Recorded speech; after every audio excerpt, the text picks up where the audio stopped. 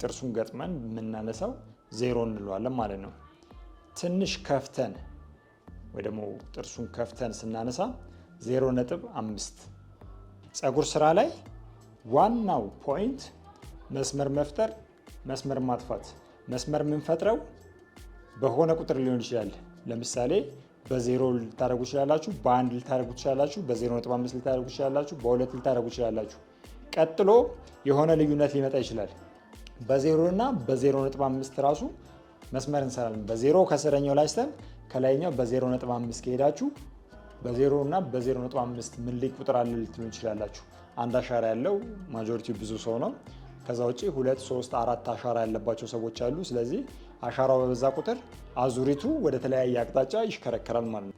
ቀጥታ ወደ ኋላ እስከምንፈልገው እስከ አዙሪቱ ወይ እስከ አሻራው ድረስ እየቀነስን እንመጣለን። ሎ፣ ሚድ እና ሃይ እንላቸዋለን። ይሄን ለፌድ ብቻ አይደለም፣ ለቴፐር ብቻ አይደለም፣ ለክሊንከትም ቢሆን እንጠቀምባቸዋለን ማለት ነው። የፊት ለፊቱና የኋላው እኩል አይሆንም። ሁል ጊዜ የፊት ለፊቱ ከፍ ብሎ ወደ ኋላ እያነሰ ወደ ጎንም እያነሰ ይሄድልናል ማለት ነው። ብዙ ከስተመሮች የሚናደዱት ወይ ደግሞ የኔ ፀጉር ከባድ ነው የሚሉት ፀጉሩ ክብደት ኖሮት ሳይሆን የአሻራውን ሁኔታ አስተካካዮቹ ባለመረዳታቸው ምክንያት ነው ማለት ነው።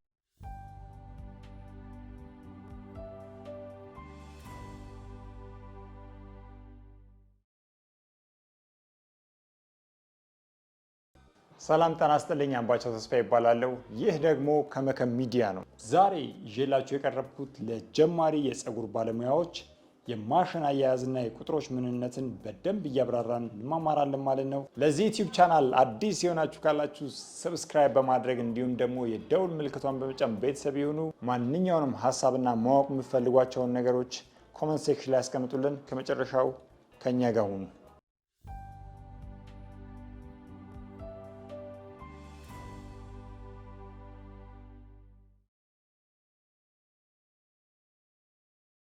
የዛሬው ትምህርታችን እንግዲህ በተለይ ለጀማሪ የፀጉር ባለሙያዎች ስለሆነ ስለ ቁጥርም አያይዤ እነግራችኋለሁ። ቁጥሮች ሁልጊዜ ከዜሮ ነው የሚጀምሩት። እንደነገርኳችሁ ዜሮ የምንለው ይሄ የመቁረጫ ማሽን ላይ ያለውን ዜሮ ማለት ነው። ስለዚህ ዜሮ መሆኑን በእንደዚህ ሁኔታ ካሳየኋችሁ 0.5 1 እያልን እስከ 10 ቁጥር ድረስ እንሄዳለን። እንደ ሰውየው ፀጉር ስታይል ወይ ደግሞ እንደ ፀጉሩ ርዝመት ቁጥሮቻችንን እንቀያይራቸዋለን ማለት ነው። ስለዚህ ዜሮ እዚህ ጋር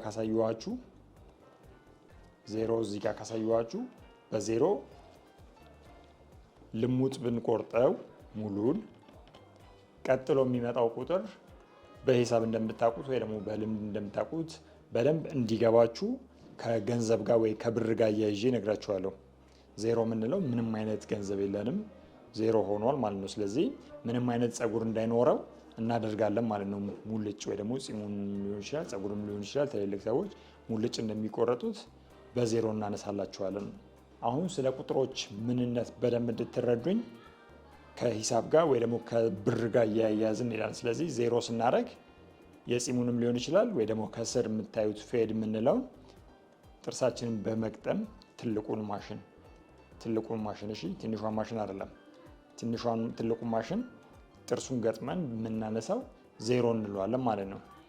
ትንሽ ከፍተን ወይ ደግሞ ጥርሱን ከፍተን ስናነሳ 0.5 ልብ በሉ 0.5 አድርገን ሙሉ ማንሳት እንችላለን፣ ሙሉ ልናነሳ እንችላለን። ይሄ የሚሆነው በአንድ ሳምንት ወይ በ10 ቀን ውስጥ ያደገ ፀጉር ብላችሁ የምታዩት አይነት ቴክስቸር ይኖረዋል ማለት ነው። ብዙ ጊዜ ፈረንጆች ፂማቸውን በስሱ ሲያነሱ አይታችሁ ታውቃላችሁ። በ0.5 ህንዶች፣ ኤዥያዎች ምናምን ያ ኦልሞስት 0.5 እንለዋለን ማለት ነው። ስለዚህ ከዜሮ ከሁለቱ ያደገ ጥርሱን በከፈትነው ቁጥር በዚህ ውስጥ የሚያልፉ ፀጉሮች 0.5 ይባላሉ፣ እድገታቸው ማለት ነው፣ ቁመታቸው። ስለዚህ ቁጥር እየጨመርን እንሄዳለን። አንድ ቁጥር ስናደርግ ከቅድሙ ያለውን ቲክነስ እያያችሁት ነው። 0.5 እዚያ ከሆነ አንድ ስናደርግ ቲክነሱ እየበዛ ሄደ ማለት ነው፣ ከዚህ እስከዚህ ያለው ዲስታንስ። ስለዚህ የፀጉሩ እድገት ቅድም ከነገርኳችሁ ምንም ፀጉር ካልነበረው 0.5 ስናደርገው ትንሽ በሳምንት ውስጥ ምናምን ሊያድግ የሚችል ቴክስቸር የሚያክል ፀጉር ይኖረዋል። በአንድ ስናደርገው ደግሞ በጣም የጠቆረ የረዘመ ፀጉር ማለት ነው። ስለዚህ ክሊንከት በአንድ ቁጥር እያላችሁ ልጆቻችሁን ወይ ደግሞ ህፃናቶች ሲሰሩ የምታዩት ማለት ነው። ስለዚህ አንድ ቁጥር ማለት ይሄኛው ቲክነስ ነው ማለት ነው። ስለዚህ ከዚህኛው ስቴፕ አንድ ከፍ የሚል ደግሞ 1.5 እንለዋለን። ቅድም ያሳዩዋችሁ ይሄ ነው። 1.5 ይሄ 0 ነው ብያችኋለሁ። በ0 እና በ1 0.5 አለ። ግን እችኛዋ 0.5 እንትዋትና አንድ ሁለተኛ ሌላ ፋብሪካው ራሱ የሰራልን 0.5 ወይ አንድ ሁለተኛ አንድ የሁለቱ ድምር ደግሞ አንድ ሁለተኛ ማለት ነው 1.5 የምንለው።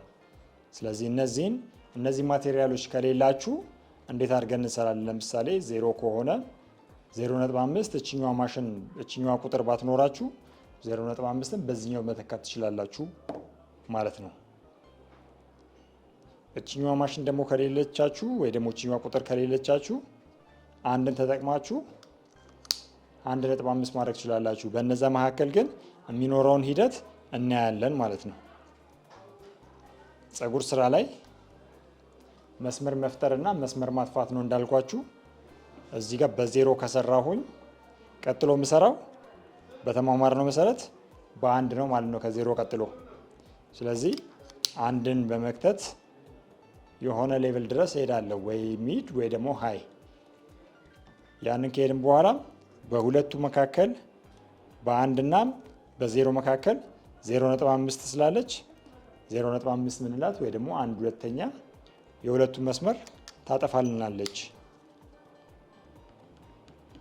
ይህን ሁሉ ስናደርግ ከእጃችን ሊለየን የማይገባ ነገር ማበጠሪያ ወደ ላይ በምንቆርጥ ጊዜ ፀጉሮች እየተሰገሰጉ ሊደበቁብን ስለሚችሉ ያንን እንዲያወጣልን ይረዳናል ማለት ነው። ስለዚህ እዚህ ቅድም ያሳየኋችሁ የ0 መቁረጥ ነበረ። የአንድ ቁጥርም እንደዛው 0.5 ሲሆን ማመሳሰል የሚፈጥርብንን መስመር ማጥፋት ወይ ደግሞ ማመሳሰል ማለት ነው። ስለዚህ እሷን ቅድም ያሳየኋችሁ እችኛዋ የእጃችን ሼክ የምናደርጋት እችኛዋን ፓርት እየሰገሰግን እያጠፋን እንሄዳለን ማለት ነው። ስለዚህ እጃችሁን ሞር እዚህኛው ላይ ፍሌክሰብል ለማድረግ መሞከር መቻል አለባችሁ። ይህን ካደረግን በኋላ ቁጥሮቻችን እያደጉ በሄዱ ቁጥር ያንን እናደርጋለን። ለምሳሌ በአንድ ቁጥር እዚህ ጋር ከደገምኩኝ በአንድ ቁጥር ከሆነ የሰራሁት ከአንድ ቁጥር ቀጥሎ ሁልጊዜ 2 ቁጥር ነው ማለት ነው። ከአንድ ቁጥር ቀጥሎ 2 ቁጥር እንጠቀማላችሁ። ቁጥሮች እዚህ ጋር ይጻፉላችኋል ማለት ነው። ስለዚህ 2 ቁጥር ከአንድ ቁጥር ቀጥሎ ያለውን መስመሬን ሌላ ልዩነት ፈጥርበታለሁ ማለት ነው። ያንን ልዩነት ከፈጠርኩም በኋላ በመሃል ምንጊዜም መስመር ይፈጠራል። ስለዚህ እነዛን መስመሮች የምናጠፋው በአንድና በሁለት መካከል ስንት አለ? ትክክል 1.5 ወይ ደግሞ አንድ ሁለተኛ ካላችሁ ትክክል ናችሁ ማለት ነው። ስለዚህ 1.5 ወይ አንድ ሁለተኛን ቁጥሬን እቀይራለሁ ማለት ነው። አንድ ሁለተኛ ወይ 1.5 ቁጥሬን ከቀየርኩም በኋላ የምትጠቅመኝ ለመቁረጡ ብቻ ሳይሆን ለተፈጠረው መስመር ማጥፊያ ማለት ነች። ስለዚህ ያቺን መስመር ቅድም እንዳልኳችሁ ያው መስመር ስናጠፋ ሁል ጊዜ ስፒድ ያስፈልጋል። ይሄኛውን እጃችንን ከቁርጭምጭሚታችን በላይ ብቻ በማንቀሳቀስ መስመር እናጠፋለን ማለት ነው። ስለዚህ አሁንም ልብ ማለት ያለባችሁ ፀጉር ስራ ላይ ዋናው ፖይንት መስመር መፍጠር፣ መስመር ማጥፋት። መስመር የምንፈጥረው በሆነ ቁጥር ሊሆን ይችላል። ለምሳሌ በ0 ልታደርጉ ትችላላችሁ፣ በ1 ልታደርጉ ትችላላችሁ፣ በ0.5 ልታደርጉ ትችላላችሁ፣ በ2 ልታደርጉ ትችላላችሁ። ቀጥሎ የሆነ ልዩነት ሊመጣ ይችላል። በ0 እና በ1 ከሆነ በመካከሉ፣ በ1 እና በ2 ከሆነ በመካከሉ ባለው ቁጥር የሆነ ቁጥር ጥሩልኝ። ለምሳሌ 2 እና 3 በሉ። በ2 እና በ3 መካከል 2 ተኩል እያደረጋችሁ መጠቀም ማለት ነው። ስለዚህ የምትጠቀሙበት ሁለት የተለያዩ ቁጥሮች መስመር ሲፈጠርባችሁ በሁለቱ መካከል ያሉትን ቁጥሮች መካከል ያለውን ቁጥር በመጠቀም መስመሩን ማጥፋትና ትክክለኛ የምትፈልጉትን የፀጉር ስታይል ማግኘት ትችላላችሁ። እነዚህ 1.5ን የምንጠቀማቸው ብዙ ጊዜ ከ0 እስከ 2 ድረስ ያሉትን ወይ ደግሞ እስከ 3 ድረስ ያሉትን ቁጥሮች ነው። ምክንያቱም ከ1 እስከ 3 ያሉት በጣም አነስተኛ ቁጥሮች ስለሆኑ፣ በተለይ ከ1 እስከ 2 ያሉት ከ0 እስከ 2 ቁጥር ያሉት ቁጥሮች በጣም አነስተኛ ስለሆኑ የፀጉሩ እንከን በደንብ ጎልቶ ይታየናል ማለት ነው። ስለዚህ ነጥብ አምስቶችን የምንጠቀመው 2 እና ከ2 በታች ላሉ የፀጉር ስታይሎች ወይ ደግሞ የፀጉር ክፍተቶች ነው ማለት ነው። ከ3 እስከ 8 እስከ 3 እስከ 10 ከ3 እስከ 6 ያሉትን እስካላችሁ ነጥብ አምስቶችን መጠቀም አይጠበቅባችሁ። ምክንያቱም ፀጉሮች በበዙ ቁጥር እንከኖች እየተደበቁ ነው የሚሄዱት። ለምሳሌ ከላይ በ8 ከሄድኩኝ ከስር የሚሄደው በ4 ነው። ቅድም ነግሬያቸዋለሁ። በ0 እና በ1 መካከል 0.5 እጠቀማለሁ ብያቸዋለሁ። አሁን ግን የላይኛውን ቶፑን በ8 ከሆነ የምቆርጠው የጎኑ በ4 ነው የምቆርጠው። ስለዚህ በ8 እና በ4 መካከል ያለው ስንት ነው?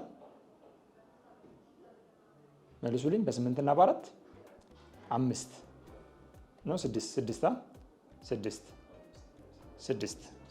5 እና 7 አካፋይ ስላላቸው በ4 እና በ8 መካከል 6 እንጠቀማለን ማለት ነው። ቁጥሮቹ በበዙ ቁጥር ፀጉሩ በበዛ ቁጥር እንከኑን ለማግኘት ይዳግተናል ማለት ነው። ስለዚህ ትልልቅ ቁጥሮችን እየተጠቀምን እንሄዳለን። ስለዚህ 8 ተጠቅመን ቀጣይ 4 ነው የምንጠቀመው። በሁለቱ መካከል ያለውን ክፍተት ለመፍጠር ለመድፈን 6 እንጠቀማለን ማለት ነው። በ5 እና በ3 መካከል 4 እንጠቀማለን። እንደዛ እያደረግን ትልልቅ ቁጥሮች ላይ መካከል ላይ ያሉትን ቁጥሮች እንጠቀማለን። ከሁለት በታች ግን በጣም ሴንሲቲቭ ስለሆነ ፀጉሩ እያጠረ ስለሚመጣ ከቆዳው ጋር ለመታየት ኢዚ ነው የሚሆነው ማለት ነው። ስለዚህ 0.5 0.1 እያልን እንለየዋለን። በጣም ቀላሉን መንገድ ላሳያችሁ። በጣም የሳሱ ፀጉሮች በ0 እና በ0.5 ራሱ መስመር እንሰራለን። በ0 ከስረኛው ላይ ስተን ከላይኛው በ0.5 ከሄዳችሁ በ0 እና በ0.5 ምን ላይ ቁጥር አለ ልትሉ እንችላላችሁ።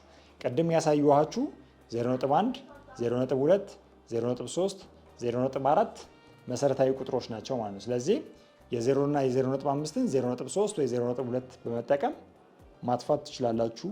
ያ ፌድ ጽድት ያለ ለአይን ለተመልካች ቆንጆ የሆነ ፌድ አሰራር ታገኛላችሁ ማለት ነው። ቪዲዮ ከተመቻችሁና ከወደዳችሁት ሀሳብ አስተያየታችሁን ኮመንት ሴክሽን ላይ አስቀምጡልኝ። በሚቀጥለው ምን ሊሰራላችሁ እንደምትፈልጉ ሀሳባችሁን ግለጹልን። ይህ ከመከም ሚዲያ ነው። ገና ብዙ የፀጉር ስታይሎችን ወይ ስለ ፀጉር እንማማራለን ማለት ነው። ሰብስክራይብ ያላደረጋችሁ ሰብስክራይብ በማድረግ የደውል ምልክቷን በመጫን ቤተሰብ ይሁኑ። ይመቻችሁ።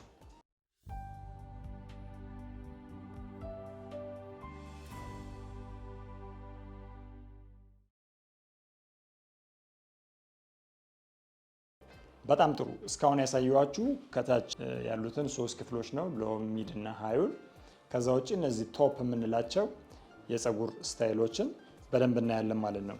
ብዙ ጊዜ እንደ ሀበሻ አይነት ፀጉሮች ወይ ብላክ ሄር ስታይል የምንላቸው ወደፊት ድፍት ያሉ ናቸው። ብዙ ጊዜ የውጭ የነጮች ፀጉሮች ወደ ጎንም ወደ ላይም የሚገለበጡ ፀጉሮች ናቸው። ይህ የሚሆነው ደግሞ የአሻራ ወይ ደግሞ ዌቭ የምንለው መነሻው 360 ዲግሪ እየዞረ በሚሄድበት ሰዓት እንደ ሰው ይለያያል። አንድ አሻራ ያለው ማጆሪቲው ብዙ ሰው ነው።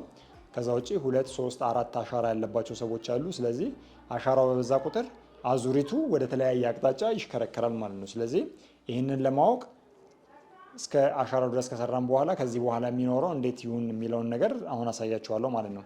ሁልጊዜ ፀጉሩን እንደ ፀጉሩ ትልቀት ወይ በሚዶ ወይ ደግሞ በትልቅ ማበጠሪያ ወይ በብሩሽ በማበጠር አቅጣጫውን እናያለን ማለት ነው። ስለዚህ ፍሪዝ የሚሆን ፀጉር ከሆነ ወደ ኋላ ወይ ወደ ላይ በደንብ በማበጠር ወይ ደግሞ የምንጠቀመውን የሚዶ የምንለውን ማበጠሪያ በደንብ ካበጠርን በኋላ አቅጣጫውን ለማወቅ ይረዳናል ማለት ነው። ያንን ካደረግን በኋላ የማሽናችን አያያዝ የቅድሙ ከላይ ወደታች ነበር።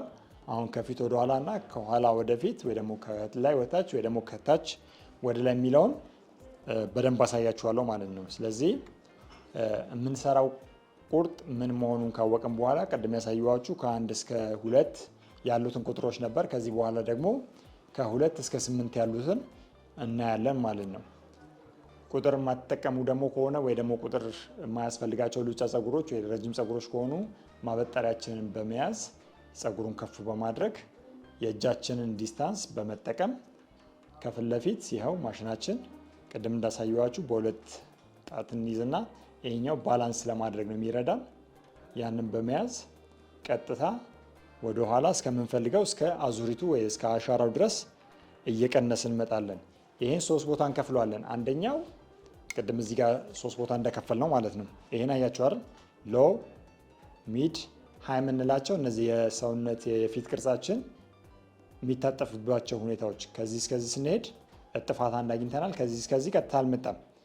2 ይታጠፋል፣ 3 ይወርዳል ማለት ነው። ስለዚህ 1 2 3 በሌላ አገላለጽ ሎ፣ ሚድ እና ሃይ እንላቸዋለን። ይሄን ለፌድ ብቻ አይደለም፣ ለቴፐር ብቻ አይደለም፣ ለክሊንከትም ቢሆን እንጠቀምባቸዋለን ማለት ነው። ስለዚህ እነዚህን ደረጃዎች ካወቃችሁ በኋላ እዚህ ቶፑ ላይ ደግሞ እንዴት እንለየው ካላችሁኝ ሄድላይኑ ሁለቱ ሃዮቹ የሚገናኙበት ከዚህኛው ቶፕ እስከዚህኛው ቶፕ አብዛኞቻችሁ የምታውቁት ይሄ ፊት ለፊት ከዚህኛው እስከዚህኛው በፊት ለፊት ሳይሆን መሀል ለመሀል በመክፈል ቀጥታ የሚሄድበት እችኛዋ ፓርት አካፋይዋ የምንጠቀማቸው ቁጥሮች አንድ ስቴፕ ከፍ ማለት አለበት። ለምሳሌ ይሄንን 4 ከሆነ የምጠቀመው የሚቀጥለው 3 ይሆናል ማለት ነው። የፊት ለፊቱን 8 ቁጥር ከሆነ የምጠቀመው የሚቀጥለው 6 ይሆናል ማለት ነው። በቀላሉ ላስረዳችሁ። የታችኛው 1 ተኩል ከሆነ ይሄኛውን 1 እናደርገዋለን ማለት ነው። ወርታች ስንሄድ 0.5 0 እያለን እየቀነስን እንሄዳለን ማለት ነው። ይህም የሚሆነው እርግብግቢታችን ጋር የፊታችንን ቅርጽ ሊቀይረው ስለሚችል ወይ ደግሞ የሚሳሳ ጸጉር ስለሚበዛበት ሄርላይኑ በደንብ ደምቆ እንዲታይልን ይረዳናል። ይህንም በስዕልም አሳያችኋለሁ። ስለዚህ እዚህ ጋር ሁልጊዜ ከዚህኛው ሀይ እስከዚህኛው ሀይ ድረስ ያለ አንድ ስቴፕ ከቁጥራችን ሁልጊዜ ከፍ ብሎ መታየት አለበት። ከዚህኛው እስከ አናቱ አካፋይ ድረስ ከቅድሙ ቁጥር 1 እየቀነስን መሄድ መቻል አለብን ማለት ነው። ለምሳሌ 8 ከነበረ 6፣ 7 ከነበረ 5፣ 4 ከነበረ 3፣ 3 ከነበረ 2፣ 2 ከነበረ 1 ተኩል፣ 1 ተኩል ከነበረ 1፣ 1 ከነበረ 0.5 እያደረግን እያቀናነስን እንመጣለን ማለት ነው። ይሄ የሚሆነው የአናታችን መታጠፊያ ወይ ደግሞ አዙሪት የምንለው ፓርት ድረስ እንደዛ እያቀናነስን እንሄዳለን ማለት ነው። ምክንያቱም እየቀነሰ ስለሚሄድ አፍሮ እንኳን የሚሆኑ ሰዎች የፊት ለፊቱና የኋላው እኩል አይሆንም። ሁልጊዜ የፊት ለፊቱ ከፍ ብሎ ወደ ኋላ እያነሰ ወደ ጎንም እያነሰ ይሄድልናል ማለት ነው። ይሄ የጭንቅላታችንን ቅርጽ በደንብ አጉልቶ ወይ ደግሞ አሳምሮ እንዲያሳይልን ይረዳናል ማለት ነው። ስለዚህ እሱን በምናደርግበት ሰዓት ማሽኖቻችንን እንዴት እንጠቀም የሚለው ነው በጋራ እናያለን ማለት ነው። ስለዚህ የፀጉራችን ከፍታ ይሄን የሚያክል ከሆነ በማበጠሪያችን በደንብ በማበጠር ይሄንን በመያዝ ማሽናችንን ቅድም እንዳልኳችሁ ከዚህ እስከ ሃይ ድረስ እዚህ ድረስ አንድ ስቴፕ፣ ከዛ እጄን በመቀነስ አያችሁ፣ እጄን በማውረድ በመቀነስ ወደ አሻራው እመጣለሁ። እዚህ ጋር ቆማለሁ። እዚህ ጋር ማቆመው ለምንድን ነው? አዙሪቱ የሚቀየረው አቅጣጫውን የሚቀይርበት ፓርት ስለሆነ በተመሳሳይ አልወርድም። በተመሳሳይ ከወረድኩኝ ይሄ ወደፊት የሚሄደውን ወደዚህ። ምናልባት ብዙዎቻችሁ እንድትረዱ የትራስ ጨርቅ ታውቃላችሁ አይደል? ብልጭልጭ ያለበት እሱን እጃችሁ ላይ እንዲህ ስታሹት ወደ አንድ የሚገለበት ከሆነ የሆነ ምስል ይፈጥርላችኋል። መሀል ላይ ጣታችሁ እንዲህ ካረጋችኋት ትገለበጣለች። ተመሳሳይ እጃችሁን ወደዚህ ስታሹት የሚያሳያችሁ ምስል ወይ ደግሞ የምትፈልጉትን ምስል ሊፈጥርላችኋል ማለት ነው። ስለዚህ ልክ እንደዛ የፀጉር አሻራ ወደ ተለያየ አቅጣጫ ስለሆነ የምንሄደው በአንድ አቅጣጫ መተን ወደ ሌላ አቅጣጫ የሚቀይርልን አሻራው ስለሆነ በዛው ከሄድን ያበላሽብናል ማለት ነው።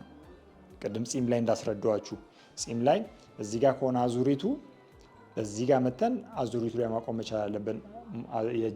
የማሽን አያያዛችን እጃችን መዞር መቻል አለበት። በዚህ በመጣንበት የምንወርድ ከሆነ ይበላሻል ማለት ነው። እዚህ ላይ ከፍተኛ ጥንቃቄ ማድረግ ይኖርባቸዋል። ስለዚህ የዛኛውን በማበጠሪያ ካስተካከላችሁ በኋላ ወደታችሁ ወርዳችሁ ወደዚህ የምትዞሩ ከሆነ ፀጉር ላይም ስመጡ ቀጥታ ከመጣችሁ በኋላ ቁጥር የምትጠቀሙ ከሆነ አየር ላይ የምታደርጉ ከሆነ ይህን ይዛችሁ መታችሁ እዚች ጋር ትጨርሳላችሁ። ከዚህ ጀምራችሁ እየቀነሳችሁ እዚህ ጋር ትጨርሳላችሁ። ከዚህኛው ጀምራችሁ እየቀነሳችሁ እዚህ ጋር ጀምራላችሁ። እነዚህን እያበጠራችሁ ይህንን ይዛችሁ መታችሁ እዚህ ጋር ትጨርሳላችሁ። ከዚህ በኋላ እንዴት ነው የምናደርገው? ይህንን ፓርት እናያለን። ፀጉር ወዴት ነው የሚተኘው? ወደ ላይ ከሆነ ቀስ ብለን ደግሞ እንመጣና ከዚህኛው ይህንን እየጨመርን እንሄዳለን ድረስ አሻራው ድረስ። ስለዚህ ይሄ ሀይ ያደረግኩላችሁ የአብዛኛው ማጆሪቲ የአብዛኛው ሰው እዚህ ጋር ስለሆነ የአንዳንዱ ጎን ላይ ሊሆን ይችላል።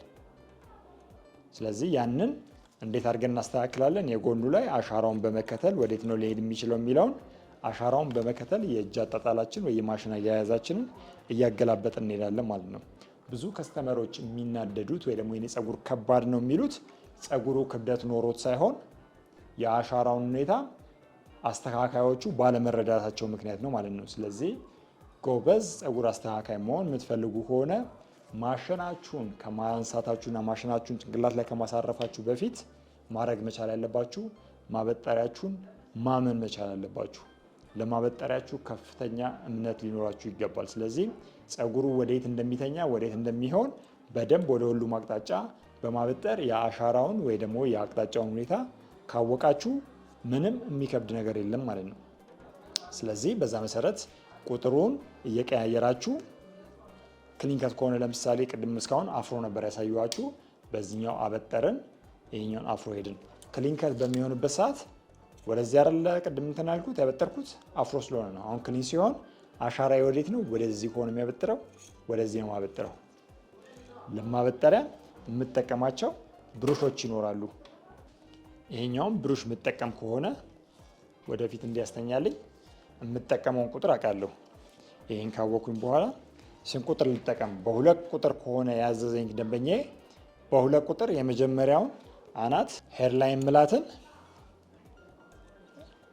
እቺን በማበጠር ይሄን ተቃራኒ አስተኛለሁ። ይሄን ሳነሳ አያያዜ ወላችሁ ቅድም ያልኳችሁ ይሄን አየር ላይ እዚህ ጋር አላስቀምጥም። ቁጥር ሳስገባ ሁልጊዜ እችኛዋ ቁጥር ላይ ማረፍ ይኖርባታል ጣቴ። ምክንያቱም እችኛዋ አጋጣሚ የተቆጣጠረ ጸጉር ኖሮ ይሄኛውን ካወለቀብኝ በሁለት ቁጥር ያሰብኩት በዜሮ ይሆንብኛል ማለት ነው። ስለዚህ ቁጥራችሁን ካስገባችሁ በኋላ ትረስት እንዲኖራችሁ ይኸው ማሽናችሁ ቁጥር ላይ ጣቶቻችሁ ማረፍ መቻል አለባቸው። ይሄን እያነሳው ይሄን አስተኛለሁ። በስንት ቁጥር አነሳው አልኳችሁ? በሁለት ቁጥር።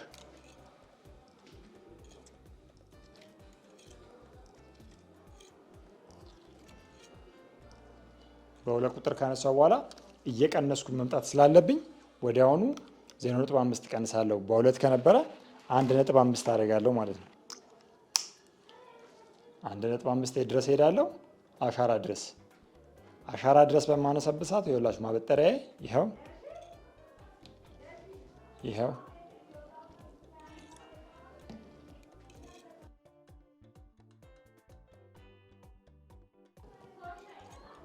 ይህም በማድረግ ቅድም እንደነገርኳችሁ ቁጥር እያቀናነስኩ ስለሚሄድ ከ1.5 በታች አንድ አለ፣ 0.5 አለ፣ 0 እያለ እያቀናነስኩ ወርዳለሁ እንደ ሰውየው ፍላጎት።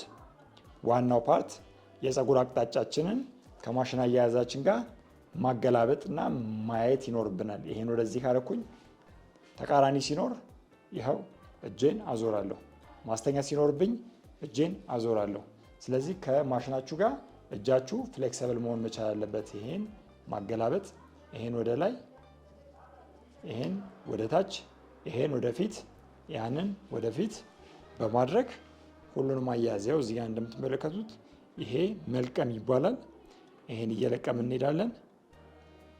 ማንሳት ሲኖርብን እችኛው ማሽናችንን ይኸው ማንሳት፣ ማመሳሰል ሲኖርብን እችኛው ማሽናችንን ይኸው ማመሳሰል፣ ቅርጽ ማውጣት ሲኖርብን ይኸው እቺ ማሽናችንን ሲካፕ ከፈለግን ከት እያደረገን እንሄዳለን ማለት ነው። ስለዚህ ከማሽናችን ጎን ለጎን የማበጠሪያችን ጥቅም ወይም ቫሊዩ ከፍተኛ ስለሆነ ለማበጠሪያችሁ ትልቅ ትኩረት መስጠት ይኖርባችኋል። ስለ ማበጠሪያ ደግሞ በቀጣይ ቪዲዮ ይዤላችሁ ቀርባለሁ ማለት ነው። እና እያንዳንዱን ማሽን ላይ ቁጥር ስታስገቡ ዝም ብላችሁ ይሄን አድርጋችሁ የምትሰሩ ከሆነ ስህተት ነው። እያንዳንዱ ቁጥር ላይ ፌርሞ የምትባላለች። ፌርሞዋ ይኸውላችሁ እቺ ድምፅ እርግጠኛ መኖር መቻል አለባት። እቺ ካልሆነች ቅድም ላልኳችሁ አደጋ ያጋልጣችኋል።